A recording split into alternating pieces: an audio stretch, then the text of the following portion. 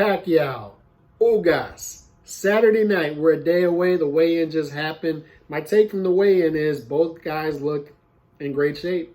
Both guys looked incredible. Pacquiao, how many fights is he in? 70 at this point. I named the past 30 fighters that he fought. He didn't take a break in any of those fights, and he's a consummate professional. He's made weight every single time, and that's what professionals do. And both guys looked in shape at the weigh-in. However, with Ugas, there's definitely something going on with that bicep. I don't know if you caught pictures of the bicep. I saw it again at the weigh-in. There's something going on there. I don't know how serious it is. I don't know if it's a bicep tear, whatever it is. I don't know if it's going to have a big factor on this fight. But for Ugas to win this fight, even against a 42-and-a-half-year-old Pacquiao, he's going to have his A game on top of having Pacquiao maybe get old overnight and have a poor performance in order for Ugas to win this fight. And I just don't see that happening.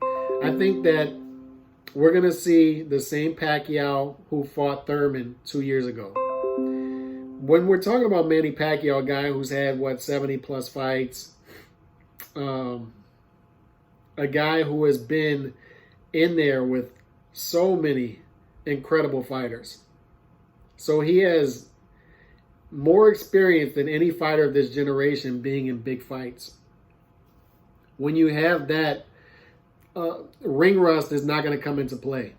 It's just not. This guy knows how to show up. He knows how to show up on big nights. Okay, so ring rust is not going to be a factor here. Being laid off for 2 years, it's just not going to be a factor for Pacquiao. I don't think he's going to look old in this fight. He looks in shape. He looks very dedicated. He had a great camp. He didn't want to waste the camp, which is why he took the Ugas fight on a week-and-a-half notice when Spence pulled out due to the eye. So Pacquiao is reared and ready to go. He's ready to go. He looks great. As far as the stylistic matchup of the fight, a lot of people will say when a fighter has a height, is taller, and is rangier, has a longer length, they'll automatically say that fighter has a reach and height advantage. If you've watched this channel over time, you know we don't say that here. We call it a reach and height disparity. The reason being, just because a guy is taller and rangier doesn't mean that's an advantage. Okay, if you have a shorter fighter, a shorter, quicker fighter who can get on the inside of that fighter and start to get off shots, then your height and reach advantage becomes a disadvantage. And that's what's going to happen to Ugas in this fight. I do think Ugas will have his moments early in this fight. However, with Pacquiao, orthodox versus southpaw, Pacquiao is going to get his lead foot on the outside of Ugas' lead foot and start to go to work with his left hand. Ugas has a really good jab, strong jab, but he does leave it out there. All right? He does leave it out there. Ugas is a good fighter on the inside, especially for a rangier guy. However, if you want to mix it up with Pacquiao on the inside, that's going to, over time, throughout the fight, as each round goes on, that's going to become a detriment for Ugas. So I think Ugas will win some rounds early, make this thing interesting, but then over time, as each round goes on, you're going to start to see that experience come into play. You're going to start to see that quickness, hand speed come into play. And, people call Pacquiao a pattern fighter, and he's really not. He's really not. Once he gets it going, man, he's a complex fighter. He can throw from many different angles. He throws many different types of combinations, and he's tough to time. Only Marquez and Mayweather had success timing this guy. Nobody else did. All right? You can't, that's not possible if you're a pattern fighter. Okay, so Pacquiao deserves all the credit in the world for taking on another tough fight on short notice. He's just adding to his storied career. He's working on a third Hall of Fame career in one career. 26 years in, he might win his fourth title, a title in his in the fourth decade of his career, 90s, 2000s, 2010s, and now 2020s.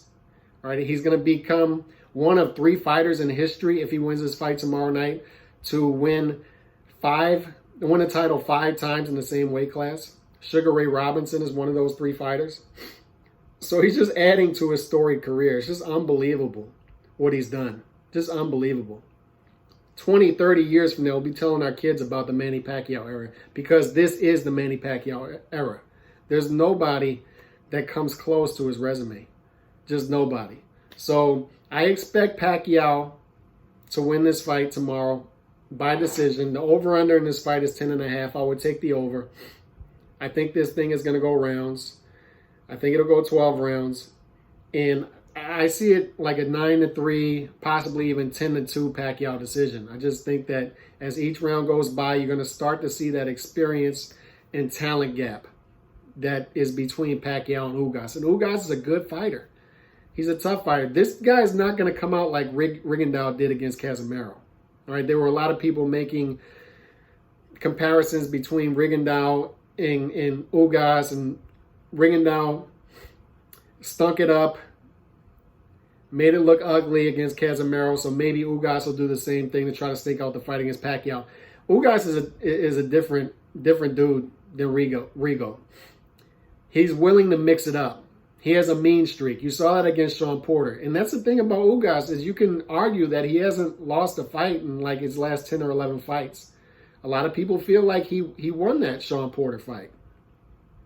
So Ugas has a lot going for him, but he's just in there with a different dude tomorrow night. Even at 42.5 years old, Pacquiao is a different breed.